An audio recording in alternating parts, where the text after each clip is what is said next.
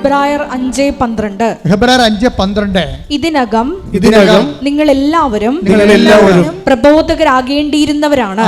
അതാണ് പ്രശ്നം എന്ന് പറഞ്ഞേ.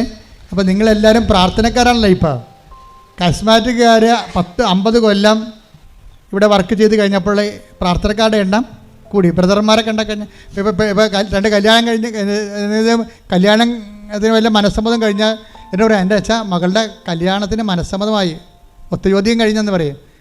പെണ്ണിൻ്റെ അപ്പനൊരു പ്രാർത്ഥനക്കാരനാണെന്ന് പറയും. അതിൻ്റെ അർത്ഥം എന്താ? ബ്രദറാണെന്നാണ് പറയുന്നത്, പ്രാർത്ഥനക്കാരെന്നാണ് വിളിക്കണത്. പെണ്ണിൻ്റെ അപ്പനൊരു പ്രാർത്ഥനക്കാരനാണ് എന്ന് വെച്ച് കഴിഞ്ഞാൽ ഒരു കേരള സഭയിൽ ഉരുത്തിരിഞ്ഞ് വന്ന പുതിയ ഒരു ആത്മീയ വംശമാണ് പ്രാർത്ഥനക്കാരുടെ വർഗം. അപ്പോഴതിൻ്റെ അർത്ഥം അതാണ് എൻ്റെ പ്രഥമ പാഠങ്ങളാണത്. വിശ്വാസത്തിൻ്റെ പ്രഥമ പാഠങ്ങളാണ് പ്രാർത്ഥനക്കാരുണ്ടാകുന്നത്. പിന്നെ എന്താണ് ഇവിടെ 5:12 അതല്ല പറയണത്. എന്താ പറയുക? ഒരു വായിച്ചത് ഇതിനകം നിങ്ങളെല്ലാവരും പ്രബോധകരാകേണ്ടിയിരുന്നവരാണ്. അതാണ് പ്രശ്നം. അതായത് ഒരു വിഷയം വരുമ്പോഴേ ഉടനെ കൃപാസനത്തിൽ വന്ന് ബ്രദറിനെ കാണണം, സിസ്റ്ററിനെ കാണണം, അച്ഛനെ കാണണം എന്നല്ല പറയണത്. നിങ്ങളെ പരസ്പരം സങ്കീർത്തനങ്ങൾ കൊണ്ട് പ്രബോധിപ്പിക്കാൻ.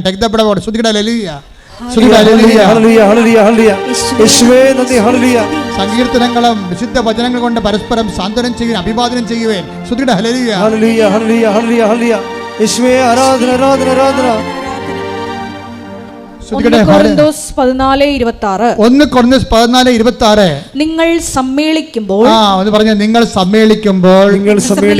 നിങ്ങൾ സമ്മേളിക്കുമ്പോൾ ഓരോരുത്തർക്കും ഒരു സങ്കീർത്തനമോ സാരോപദേശമോ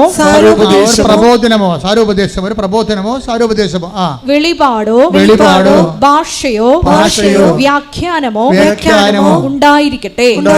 ഇവയെല്ലാം ആത്മീയോത്കർഷത്തിനായി ഉപയോഗപ്പെടുത്തുകയും ചെയ്യട്ടെ. കണ്ടില്ലേ? അപ്പോൾ ഒരു സങ്കടക്കാരൻ വന്നു കഴിഞ്ഞാൽ ഉടനെ നിങ്ങൾ പറയേണ്ടത് എന്താണ്? ഉടനെ എത്തി കൃപാസനത്തിൽ പോകാൻ പറയും. കൃപാസനത്തിൽ പോകാൻ പറയേണ്ടതെന്നല്ല പറയേണ്ടത്, നിങ്ങൾ വളരണമെന്നാണ് പറയണത്. എന്താ കാര്യം?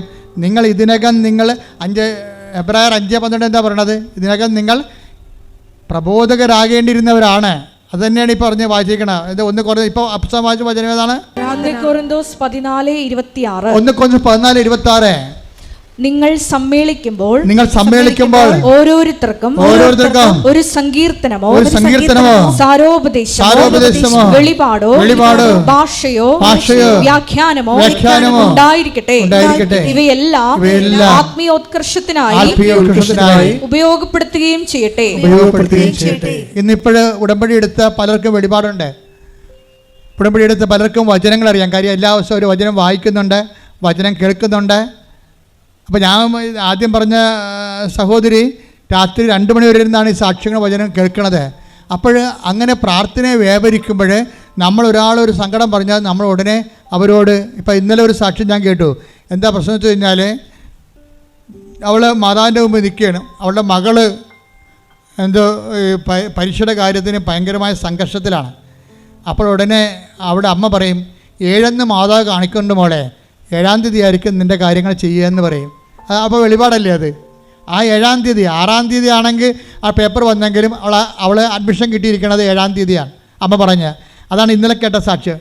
7 മാതാവ് കാണിക്കുന്നുണ്ട് മകളെ, നിൻ്റെ കാര്യം നടക്കണം 7-ാം തീയതി ആയിരിക്കും. അത് വെളിപാടല്ലേ? അപ്പോൾ ഇന്ന് സാധാരണ അമ്മമാർക്ക് പോലും നിങ്ങളുടെ പിതാക്കന്മാർ സ്വപ്നങ്ങൾ കാണും, യുവാക്കന്മാർക്ക് ദർശനങ്ങൾ ഉണ്ടാകുമെന്ന് പറയുന്നത് ഏറ്റവും പെട്ടെന്ന് നടക്കുന്നത് എവിടെയാണ്? ഉടമ്പടിയിലാണ്. കൈയടിക്കട്ടെ, ശ്രദ്ധിക്കട്ടെ.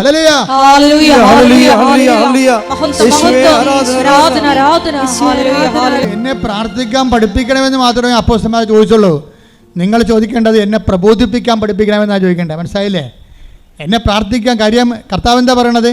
ഞാൻ എൻ്റെ പിതാവിൻ്റെ അടുക്കലേക്ക് പോകുന്നതിനാൽ ഇതിനേക്കാൾ വലിയ കാര്യങ്ങൾ നമ്മൾ ചെയ്യുമോ? എൻ്റെ കാര്യം എന്നെ പ്രബോധിപ്പിക്കാൻ പഠിപ്പിക്കണം ചോദിച്ചു കഴിഞ്ഞാൽ ഓട്ടോമാറ്റിക്കായിട്ട് പ്രാർത്ഥന വരെ നമുക്ക് കിട്ടിയിരിക്കും.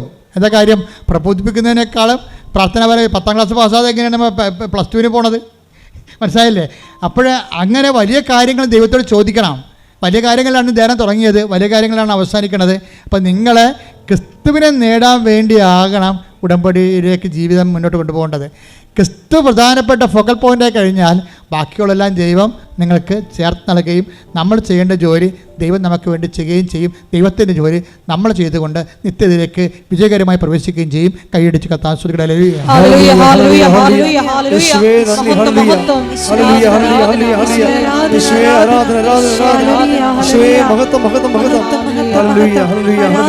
നമ്മളെപ്പോഴും ചെയ്യുന്നത് ഒന്നോ രണ്ടോ കേസ് ഹിസ്റ്ററി എടുത്തിട്ട് അത് അനലൈസ് ചെയ്യാം.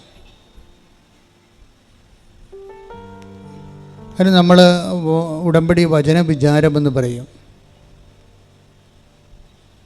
അതായത് ഒരു സാക്ഷ്യം എടുത്തിട്ട് അതിൽ പ്രവർത്തിച്ചിരിക്കുന്ന ഉടമ്പടി തത്വങ്ങൾ എന്താണ്, അതിൻ്റെ കോമൺ ഫാക്ടേഴ്സ് എന്താണ്, നമ്മൾക്ക് ആക്ടിവേറ്റ് ചെയ്യാൻ പറ്റിയ അതിൻ്റെ അകത്ത് നിന്ന് എടുക്കുന്ന ഒരു ഫോർമുല, സൂത്രവാക്യം, അത് നമ്മളെടുത്താൽ എങ്ങനെ നമ്മുടെ വിഷയത്തിൻ്റെ മേൽ പ്രശ്നത്തിന് ഒരു സോൾവിങ് ഉണ്ടാവും.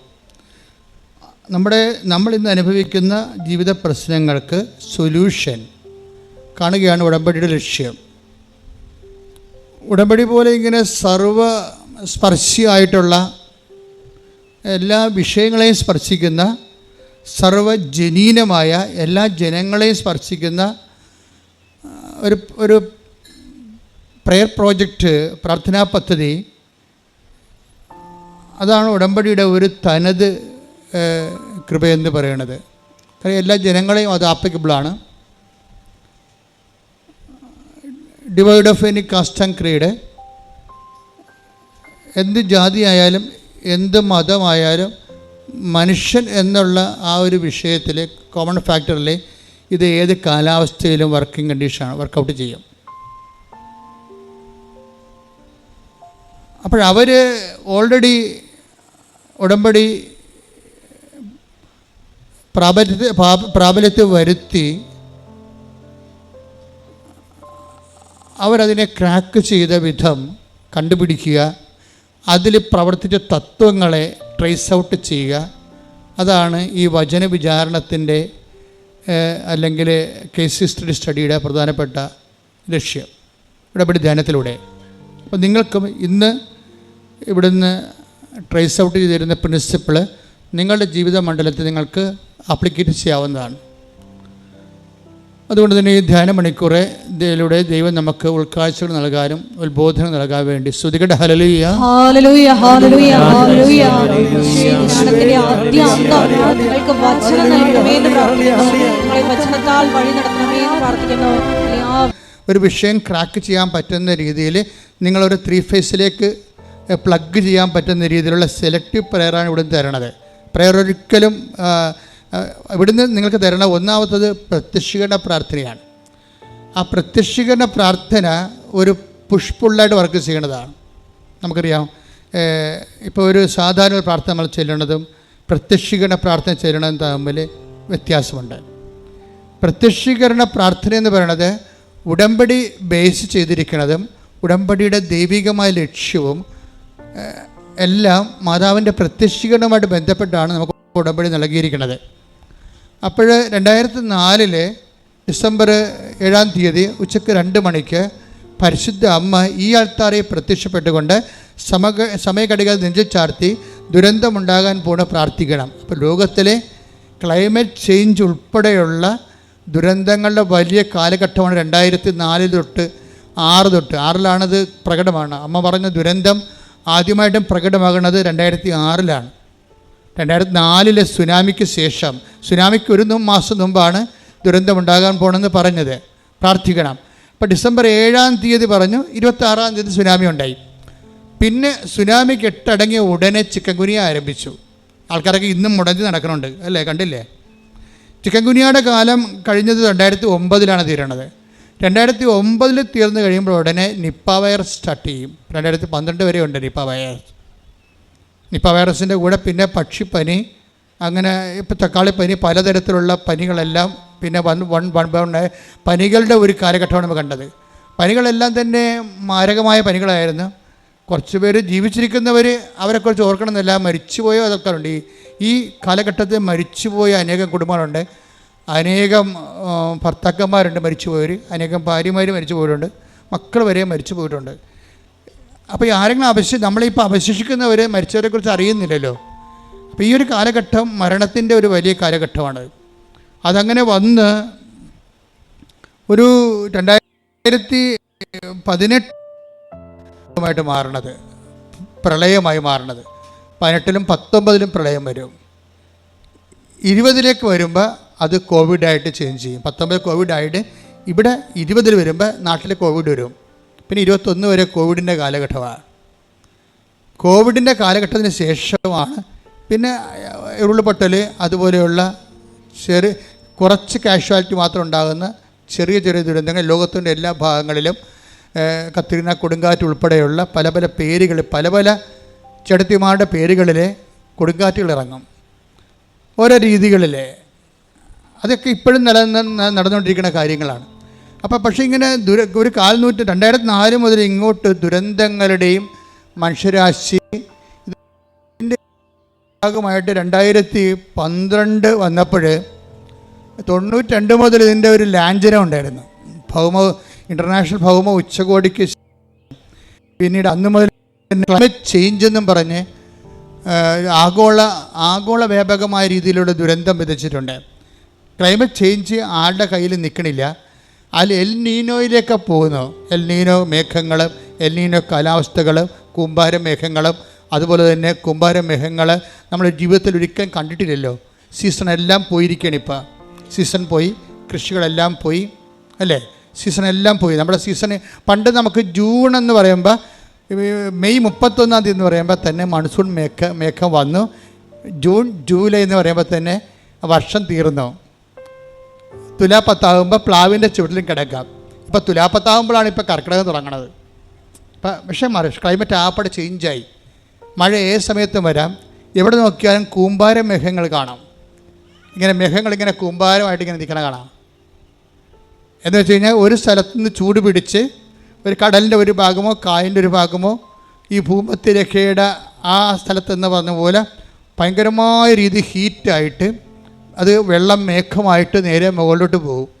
മുകളിലോട്ട് പോയിട്ട് അത് മഴയായി പെയ്തിറങ്ങി താഴേക്ക് വരുമ്പോൾ തന്നെ ആ പഴയ ചൂട് വീണ്ടും അവിടെ തന്നെ നിൽക്കുകയാണ്. അത് കാരണം ഈ മഴയും പിന്നീട് ആവിയായി മേഘമായിട്ട് പോകുമ്പോഴാണ് കൂമ്പാര മേഘങ്ങൾ ഉണ്ടാകുന്നത്.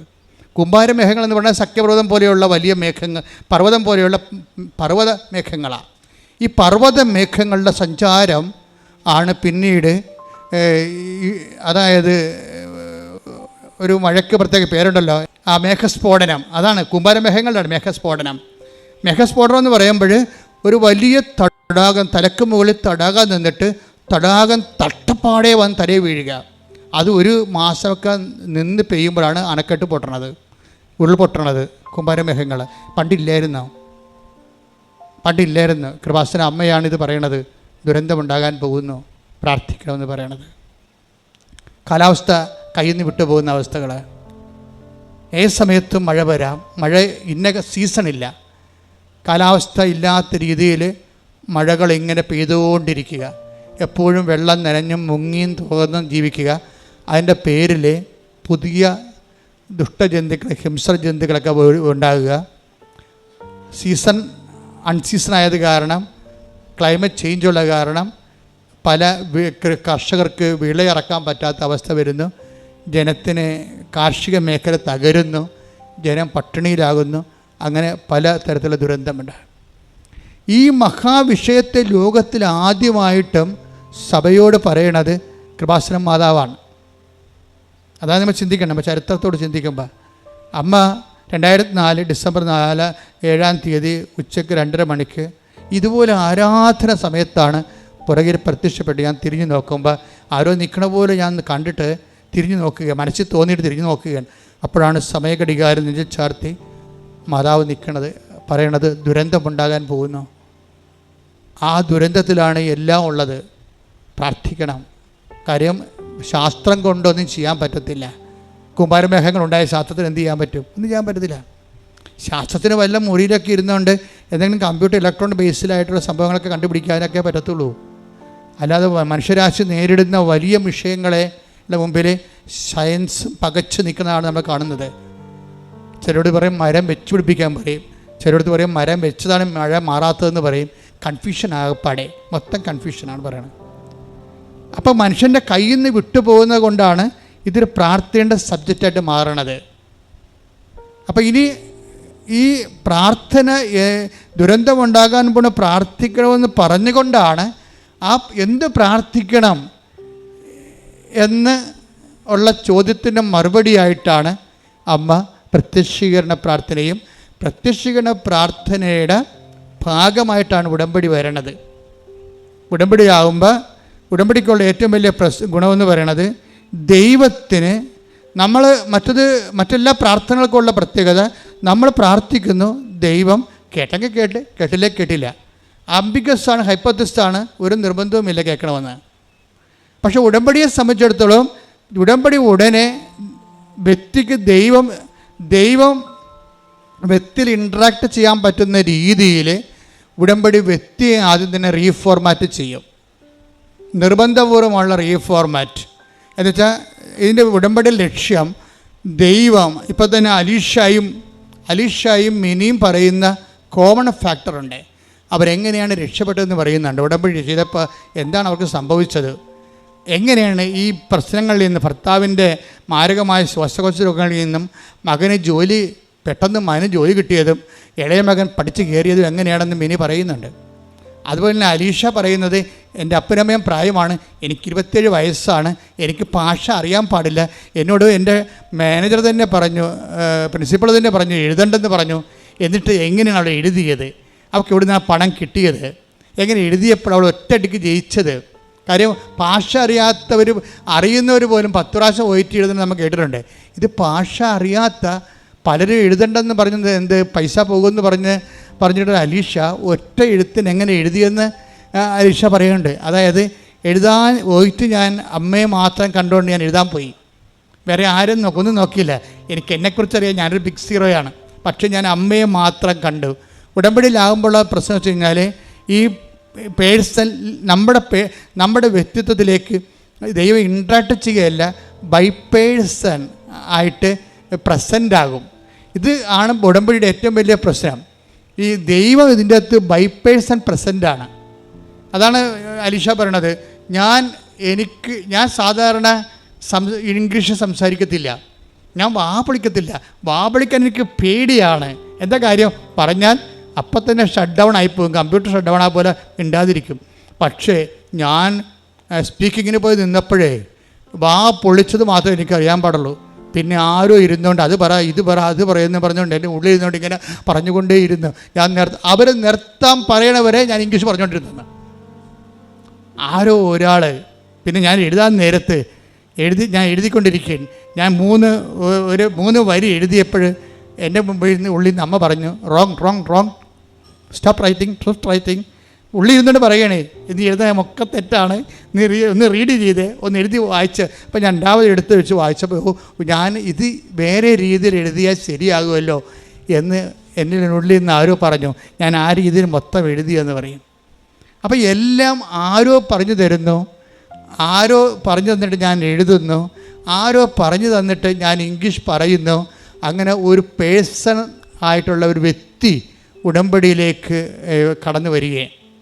ഈ വ്യക്തിയാണ് നിങ്ങൾ ഉടമ്പടിയെ, അതായത് ഉടമ്പടി എടുക്കുന്ന ആൾ എപ്പോഴും ഓർക്കേണ്ട ഇതാണ്, ഉടമ്പടി നിങ്ങളുടെ പെർഫെക്റ്റ് ആണെങ്കിൽ നിങ്ങൾക്ക് പകരമായിട്ട് നിങ്ങളുടെ ഡ്യൂപ്പ് വരും.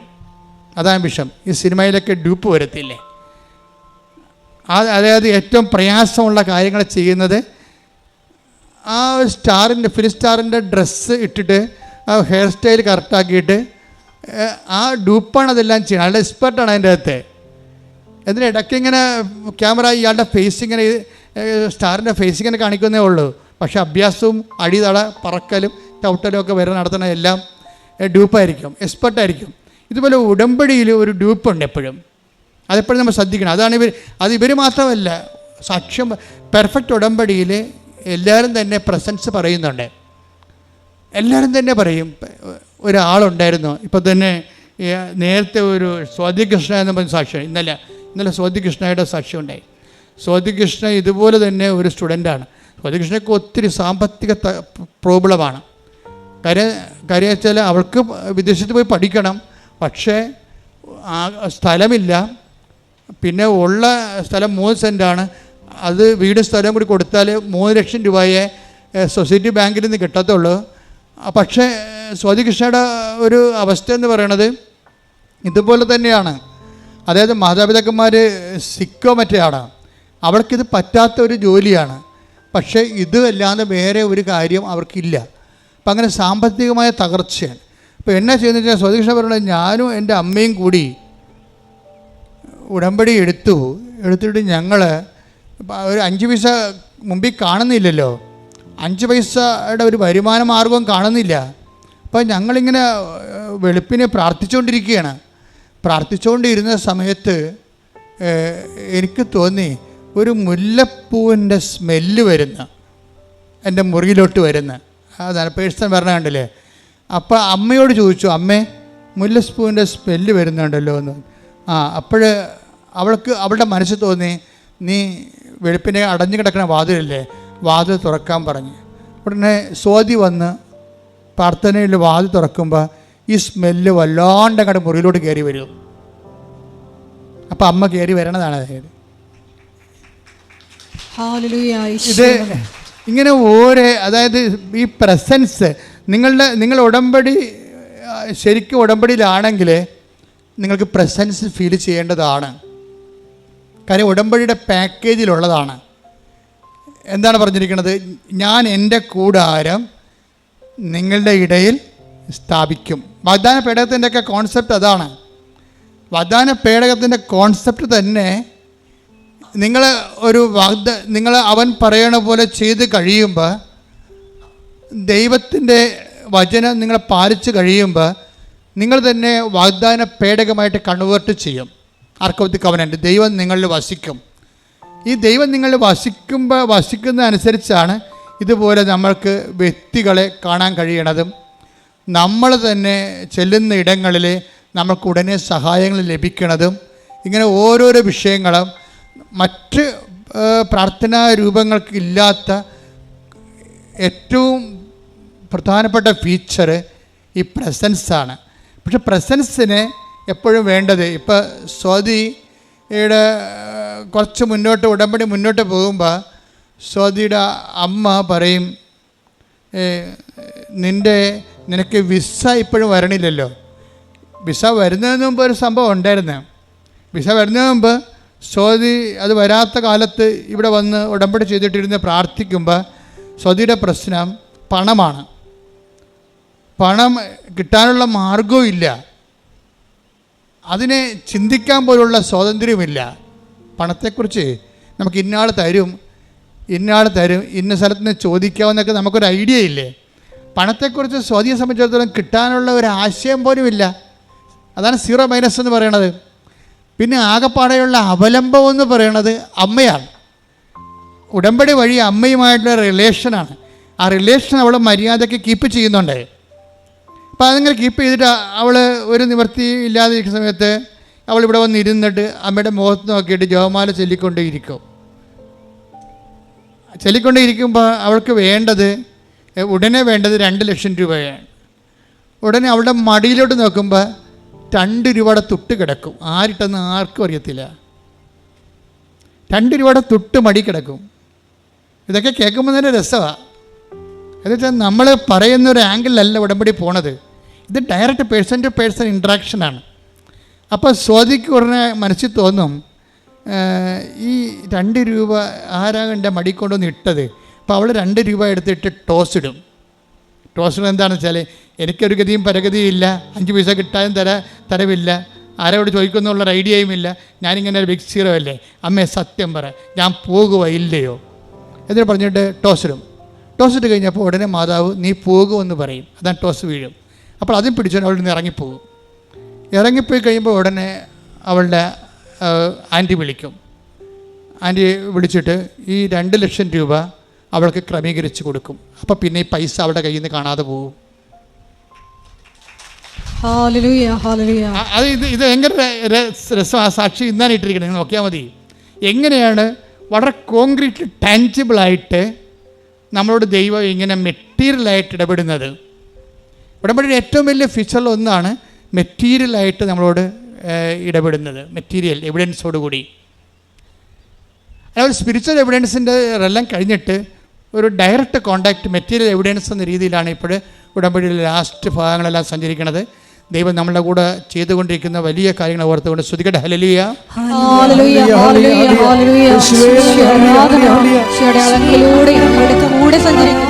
അവിടുത്തെ സാന്നിധ്യത്തിന് നന്ദി പറയുന്നു.